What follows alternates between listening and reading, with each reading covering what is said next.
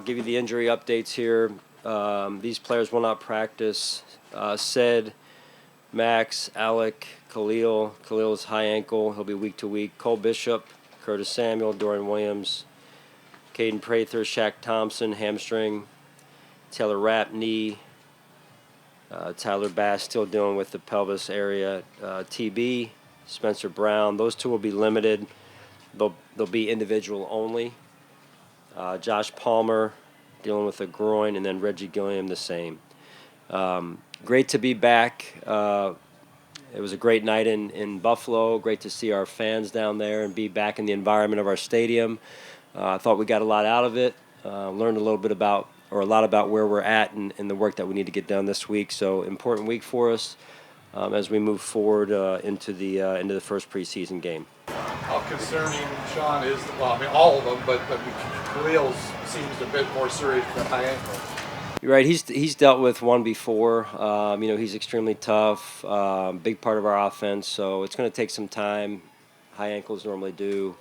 It's an opportunity for, again, somebody else to show us what they've got, and we'll see how that goes. What's your level of concern when it comes to, you were kind of saying you had guys on PUP and all these lists to start camp, and the injury list has grown.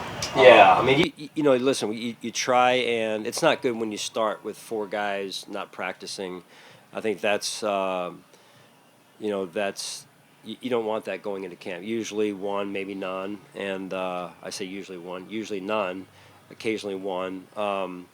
So what we've tried to do is pull back on some things, and in the hopes of getting some numbers back. That hasn't helped, so we're moving forward. We've got it's time for us to go, and we got to get some work done and move this team forward. So so the reps that we had cut last week. We're still only working with 2 groups. Last week we were down to a group and a half. It's not conducive, so we gotta do what we need to do to move our team forward and get them ready to perform.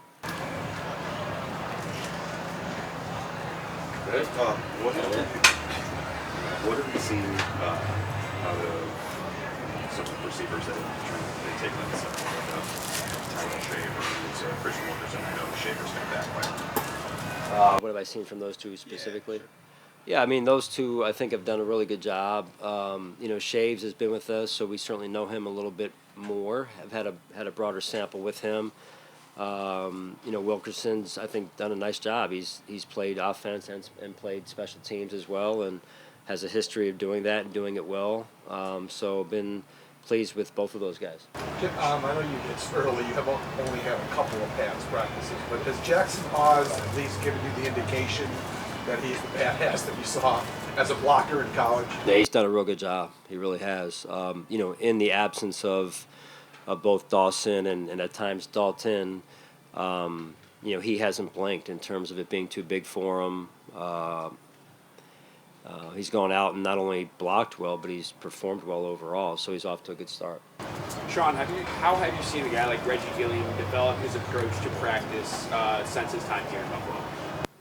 Well, let's not forget, I think Reggie was, one of those bubble players in his early years with us, and he's carved out a role, and he's carved out a role and a leadership role at that with our special teams units as well. So he's a valuable piece for us, and it's kind of like the hardest thing I think for Reggie or anyone in his position and offensively in his role there is we use him sometimes, we don't use him other times, and that's not a knock on Reggie. It's just how the game plan ebbs and flows week to week, and but Reggie's ready, and that's an important trait to have when when you're called on. He's been ready. This is your first opportunity we've had to talk to you since Max Hairston went down. What is the fear as to the start of the season, and is there a loose timeline that when he might be back going? He's on crutches. Yeah, it's going to take some time. He's week to week. This is probably going to take.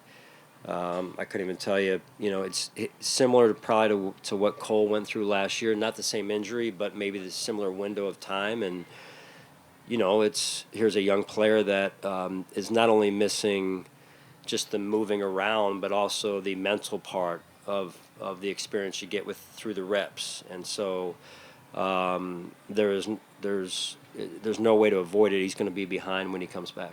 Sean, has the first set of padded practices had the physicality that you wanted to see? Yes and no. I would say in some ways yes, in other ways no. I do think that that's another element that we have to continue to establish while we're here, for sure. And then it's got to continue when we get back down to Buffalo. We'll get a chance, obviously with the first preseason game this week, to get another just barometer as to where we're at as a team and where that is. Hey, Sean, one of those under the radar guys that we saw a little bit last year was Jalen Virgil, and with all these injuries, he's obviously gotten some chances, and he was active for a couple games last year. What have you seen from him, liked from him? Why is he still out there, kind of showing up? Well, yeah, I mean, I was impressed with the way he handled his role last year, especially for not really being with us, the whole season. And he embraced it, took a lot of pride in it, took ownership of it.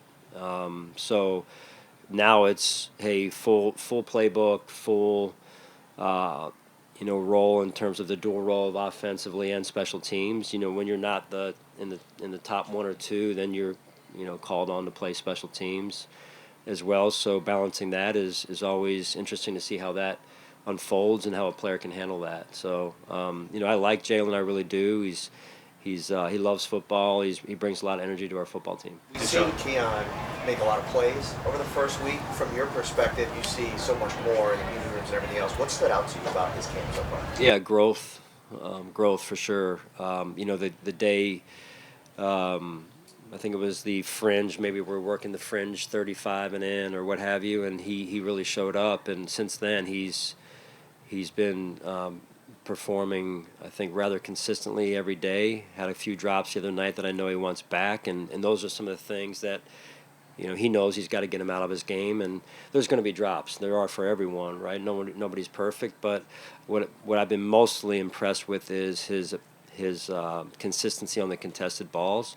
And then he went in there in the red zone the other day. We were working the low red zone, and he laid a heck of a block on somebody in there, and I thought that was very impressive as well. Hey, Sean, without having Cedric and Granger throughout the entirety of camp so far, and then Anderson suffering an injury, where do things sit with backups and rookie? A little bit in flux. Kendrick's been in there. Jacob's been in there. So and they've done a good job. They really have. So it's a little bit of a fluid situation right now with that position. Beyond Connor for sure. Are you anticipating Cedric getting back anytime soon here? Right now, potentially Tampa. Maybe not. Maybe after Tampa. So it's we still got a window of time to get through there. Sean, it sure looks like Matt Milano is really kind of going up. What have you seen from him this far in camp? Yeah, I mean, we rested him the other day, just trying to be smart with him, and he looks like he is, to your point, Josh, in a really good spot. He's playing fast. He looks comfortable out there. I think the biggest thing for him, and I don't want to speak for him, but it is important that he gets next to TB as much as possible, right? And that's some of the things that, as someone was asking about the injuries, that you lose when you're not, working alongside of someone, getting reps, talking about a play after the play unfolds and saying, hey, how did you see that? Oh, yeah, this is what I was thinking.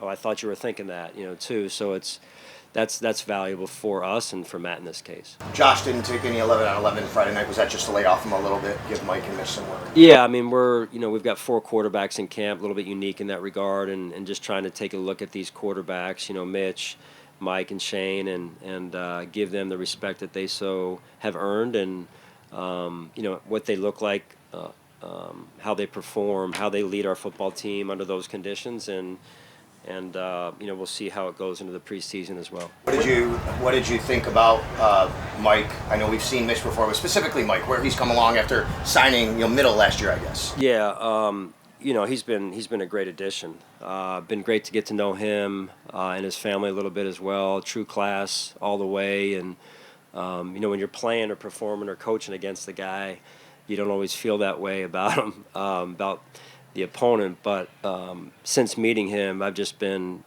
so impressed with him and how he's handled himself, how he's handled this situation last year in particular, and he has ability, and it'll be great to see him play even more this preseason. Do you anticipate Josh taking any snaps in the game on Saturday? Yeah, we'll see. Still working through that. We'll see where that goes. With Boyd, Ogunjobi, we asked you about the practice plan, but the preseason games, how do you plan on how much usage and balancing that with some of the younger guys you want to get reps? Yeah, no, it's definitely on our radar. It's a conversation that's already been had to a certain extent. We're not ready to change anything right now.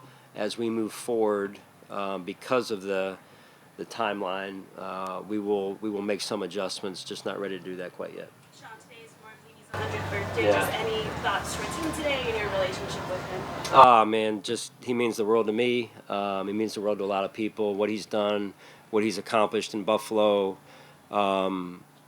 he's a true man, and I have a ton of respect for him and admiration for him as a coach, certainly, but also him as a person. Thanks. All right, thank you guys. Thank you.